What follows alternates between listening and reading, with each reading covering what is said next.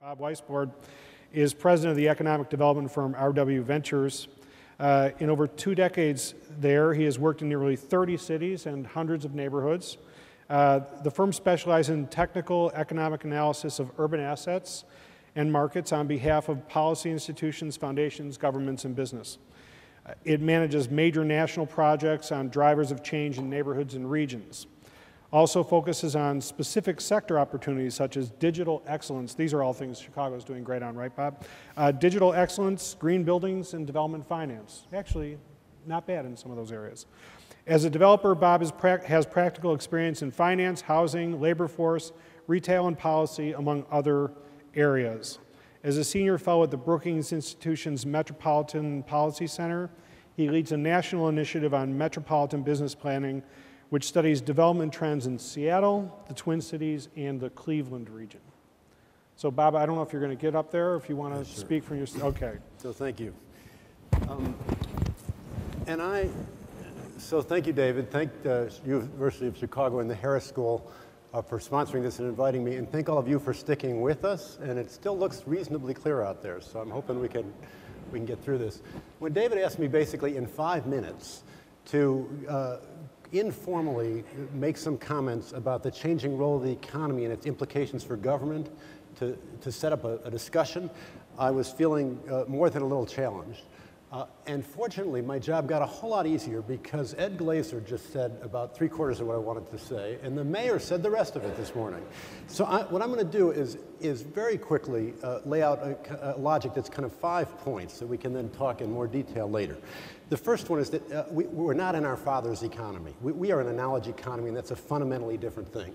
We heard enough from Ed to not have to go through all the details of that. My favorite little example of this is that some years ago, Alan Greenspan had the research department of the Federal Reserve Board. This is at a time when they thought they had too much time on their hands. Weigh the output of the national economy in pounds over time. And what had happened is that over 50 years, the economy had quintupled in value. Our outputs had gone up 5 times, and the weight of the economy had barely increased. Very graphic example, the extent to which value added across our economy is embedded now in information and in intangibles. Second point, the way knowledge translates into wealth is very different than in a historical economy. It's the things that Ed Glazer was talking about. It's concentrations of firms and jobs and people sharing labor pools, rich networks and exchange. It's collaborative, it's innovation, it's dynamic. It's a very different set of dynamics, and it has a couple effects. It means your economy has to be organized differently, and it places a premium on different kinds of organization, and it means it's much faster paced. It used to be that the average firm stayed on the S&P index for 65 years, right? So this is at the top of the economy. Now the average is less than 10 years. Okay, so that's how fast we're turning at the top. Ed showed a chart about growth and churn at the bottom. It is clear, I have a chart just like his dot chart with all the cities. It is clear that the cities that churn the most, and this is not just births of firms, it's the births and deaths of firms over the total economy. So it's turnover in your economy are the places that are growing the fastest, right? So we have an economy that's just, it's faster, it's more adaptive.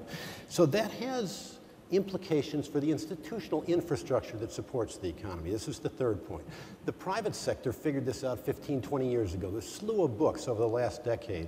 This is how IBM survived, about how private firms had to be flatter, they had to have closer and more regular and more interactive relationships with their customers and suppliers. They had to cross-train, they had to have different production platforms, they had to much more quickly adapt and produce new products. I mean, a whole set of things in industrial organization that I'm going to suggest in my fourth point apply to the government as well. So this is about a different relationship to citizens and firms in the economy. If you think of the government as we're doing this metro business planning as a model, we're applying private sector disciplines to understanding and intervening in a regional economy. You think of the government as the institutional infrastructure for the global economy. It has a couple implications. First of all, I distinguish governance from government. And we need to pay attention to governance. Governance is the institutional infrastructure that enables and supports and drives the economy. It includes the civic sector, it includes the commercial club, it includes the private sector in their organizations, it includes the citizenry.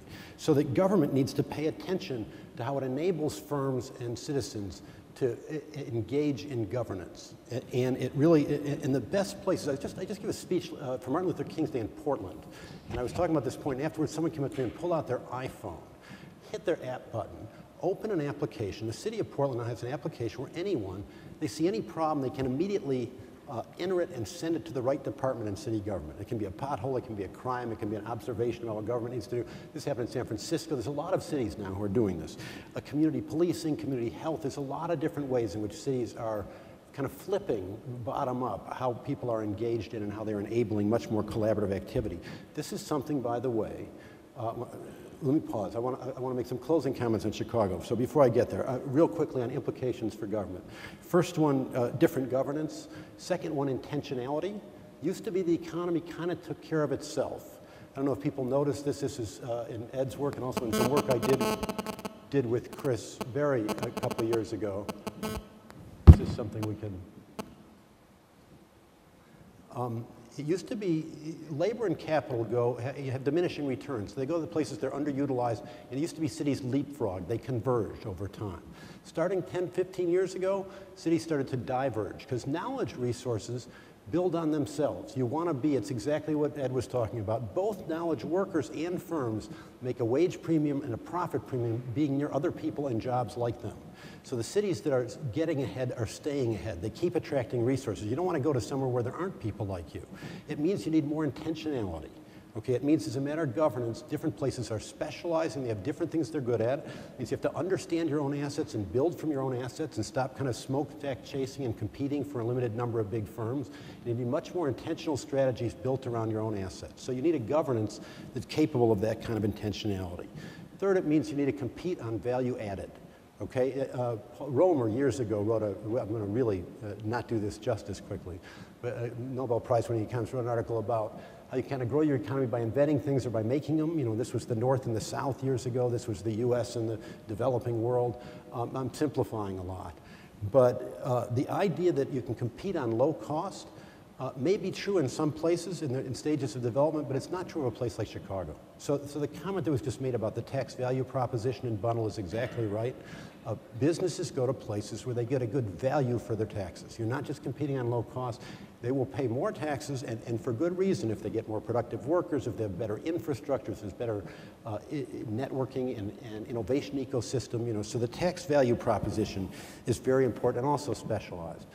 Fourth, information resources. Information drives market activity. It determines who's seen, what neighborhoods are invested in. We have huge underinvested real estate, business opportunities, all kinds of things that are totally determined around where you can get, what the transactions costs are for underwriting, identifying and underwriting the risk of the investment. That's a function of information. Government is the repository of enormous information that it can provide to really change market behavior. And fifth, regulation and coordination. This is what Chris is an expert in and has talked about. I often cite as one of my fun facts, and I don't think, it was a little hard to hear you from behind the mic. I don't think Chris recited it, so I'm going to steal it.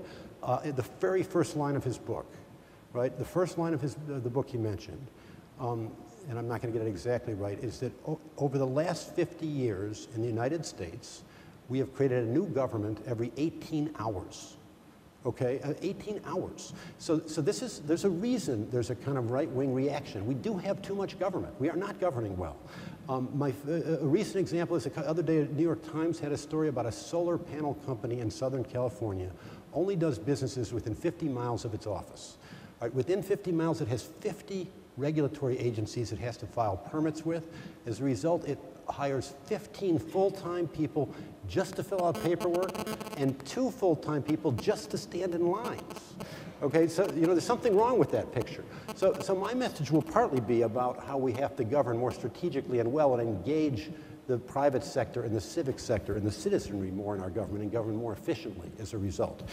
Finally, with respect to Chicago, and we can spend more time, I hope, in the discussion, Chicago as a static picture is doing enormously well, and the mayor deserves